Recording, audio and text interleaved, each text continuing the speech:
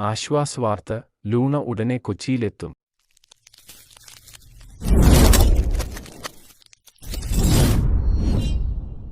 Kerala Blasters ആരാധകരുടെ പ്രിയപ്പെട്ട താരമാണ് ലൂണ. ബ്ലാസ്റ്റേഴ്സ് നായകൻ കൂടിയായ ലൂണ നിലവിൽ പരിക്കിന്റെ പിടിയിലാണ്.